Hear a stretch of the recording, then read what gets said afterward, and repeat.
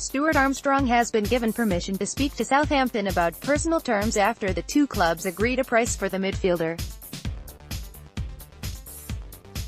That price is around £4 million, with add-ons, the initial part of which we believe will be paid directly into the bank account of a club in Edinburgh. If I told you where I got that final confirmation from, you wouldn't believe me. Southampton has been a popular halfway house for Celts looking to make a few quid down south in the past, with Victor Wanyama and Virgil van Dijk moving on to bigger clubs after a couple of seasons there. Armstrong is looking to do the same after falling behind Brown, and Tom, McGregor, Rajic and probably Ryan Christie in the pecking order at Celtic Park. It's a move that suits everybody.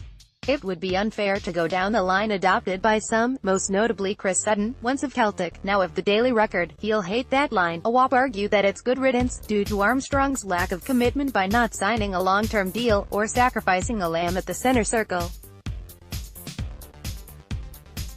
Armstrong is a good player, he's given us 4 years, and it won't have been an easy decision for him to leave.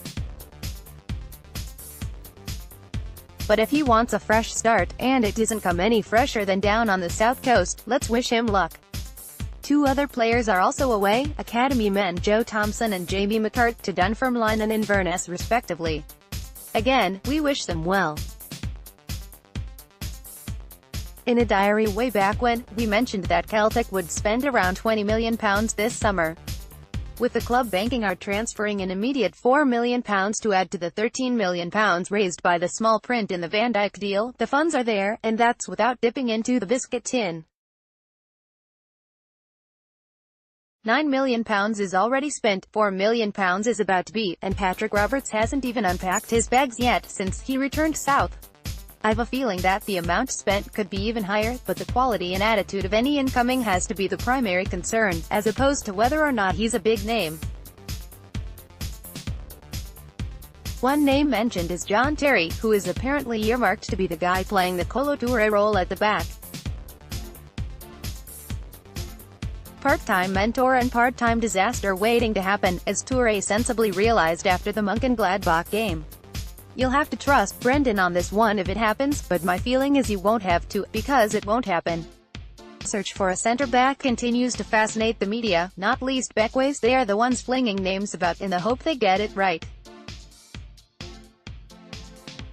Sam Byram, of West Ham is the latest. Whoever he is, there won't be any more additions before Monday, when the squad fly out to Austria for a pre-season training camp. The serious work has started, and it will continue over there, as the manager explained. It was important that a lot of the players got a good rest. Not all of them are back, as there are some still away on international duty. The players had nearly 4 weeks, which is very important. When you play the number of games that we play, it's absolutely critical you come out the battle and have the rest. The players have done that, come back, and this is the fittest they've come back. This is my third pre-season now, and, in terms of where they're at, they've come back very fit. In these opening few days they've shown a great level of fitness, and that helps. There does seem to be an indication that he's got himself and the players into the groove for the qualifiers. There's a beauty of the Champions League phase in that you know you're into the competitive games fairly quickly, and this is now my third experience of that, so that's good. The opening period for the season is about qualification, but in terms of our objectives, we're looking to develop our physical and football fitness. That's still key, and the players have come back with a really good base, which I'm very happy with. We'll be looking to develop that over the next few weeks so that when the games come we're at a really good level. The group look fit, they look strong, and we've got players coming back. I would hope we'll be in a really good position with the squad. I think he's more pleased with the way the players have adopted a responsible attitude to their fitness, rather than their actual fitness. These are the little things that lift a team a wee bit higher than the sum of its parts.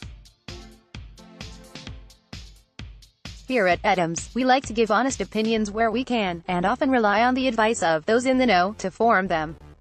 Celtic's new away kit is a cracker, but there have been doubts in the past about the quality of New Balance products. So, we asked an expert for her opinion, a lady with years of experience as a top seamstress. Mima Duke examined the top, and she was impressed. The sleeve especially is quite involved, a reference to the work that has gone into it, and it does appear that New Balance have finally got it right. Well, if it's good enough for her, it's good enough for me. What we also like to do is offer a platform to anyone with a view that might be a little different from ours. This week's idiot was found lurking on Twitter. They never change, do they? And for that, we love the little rascals. A lot of them are deeply religious, as we know, and as a result don't believe in evolution. Then again, it's not like they've seen any evidence of it in their own circles. Mind you, we've got them as well. The World Cup continues this weekend. Keep an eye out for a centre-back. A mate's looking for one.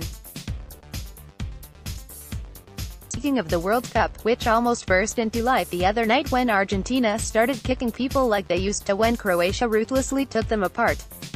The Argentinian manager kept saying that all his other players aren't at the level of Lionel Messi, and he can't be expected to do it on his own. Until the manager stops talking like that, he's going to have to.